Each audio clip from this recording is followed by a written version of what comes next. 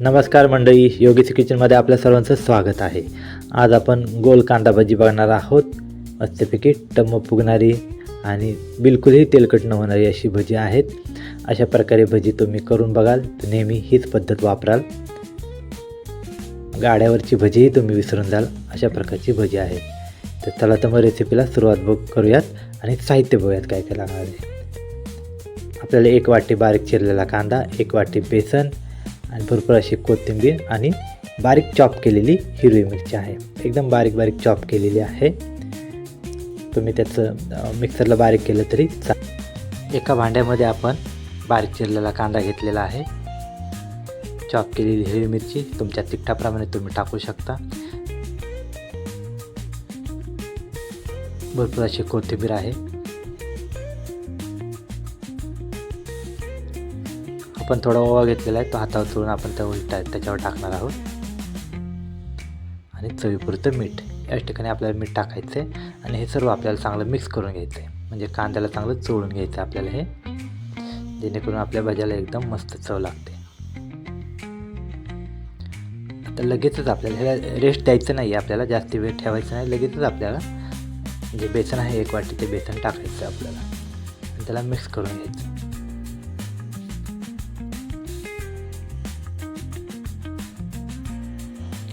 कांद्याचा ओलावा आहे त्याच्यामध्ये आपल्याला थोडा वेळ मिक्स करायचं आहे आणि पाण्याची गरज पडली तर आपल्याला 1-2 चमचे पाणी टाकायचं आहे त्याच्यामध्ये। जास्त आपल्याला पातळ करायचं नाही, पीठ घट्टच ठेवायचं आहे।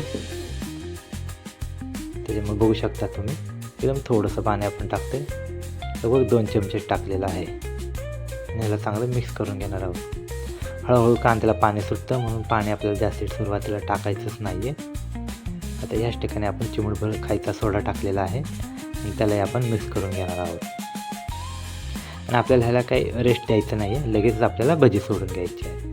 बघू शकता इतपत आपलं बॅटर घट्ट आहे। कढईमध्ये आपण तेल तापत ठेवलेलं आहे, तेल आपलं तापलेलं आहे। सुरुवातीला तेल तापलेलंच ठेवायचं आपल्याला आणि लगेचच आपल्याला तुम्हाला हवे त्या आकारामध्ये तुम्ही भजी सोडू शकता। आपण एक एक करून भजी सोडून घेऊयात। आता आपण हे भजी सोडते तर डायरेक्ट तळाला चिकटत आहे, थोडेसे आपलं तेल कमी आहे। तेल जास्त असेल तर वरच्यावर तरंगले जातात लगेच। आता हे कच्ची भजी आहे, आपण थोडीशी साईडला काढून घेऊयात काही सेकंदासाठी आणि दुसरी भजी आपण 4-5 भजी जेवढी बसतील परत एकदा सोडून घेऊयात। ही भजी थोडीशी तळली गेली की जी आपण भजी बाजूला काढली होती ती आपण त्याच्यामध्ये टाकून दोन्ही आपण मीडियम गॅसवरच आपण त्याला तळून घेणार आहोत।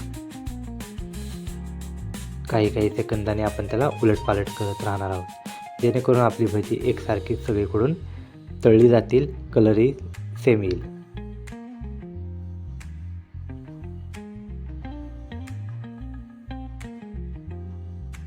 बघू शकता तुम्ही आपल्या भाज्यांना चांगला कलर येत आहे, भजी चांगली शिजली आहे आतून।